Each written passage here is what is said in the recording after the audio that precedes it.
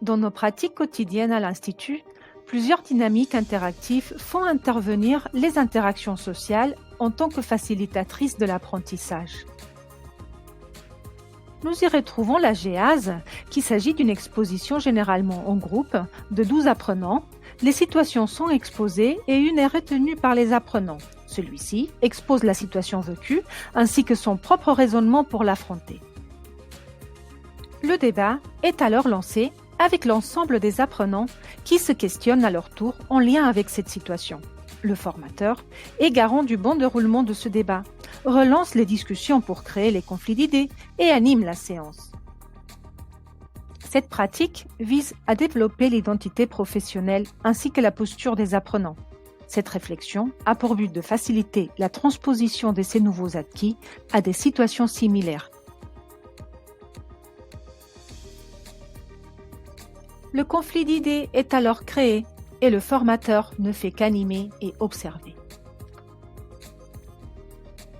Et voici la simulation. Scénario proposé aux apprenants. Il s'agit d'un prétexte pour amener en conflit d'opinion lié à des analyses qui ne sont pas forcément similaires. En fin de séance, suite à la confrontation d'idées, on va voir émerger des savoirs qui seront propres à chacun.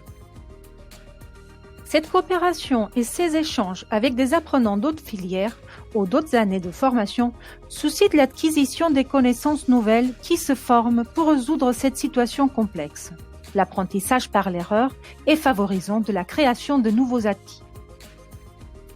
Cette méthode est basée sur le principe « jamais la première fois sur le patient » et le droit à l'erreur. La simulation est un outil de travail qui est rythmé par des différents temps et ce travail permet aux apprenants de partager leurs analyses de cette situation de soins avec l'acquisition de nouvelles connaissances. La réalisation du raisonnement clinique trifocal ou des travaux dirigés nécessite de questionner, de réaliser des recherches avant une mise en commun. L'objectif est d'acquérir la capacité nécessaire à débattre en groupe et à exposer ces divergences, ce qui suscite le conflit d'idées entre apprenants. Cette méthode permettra aux apprenants d'acquérir un nouveau processus de raisonnement et par conséquent, une réactivité différente face à des situations similaires.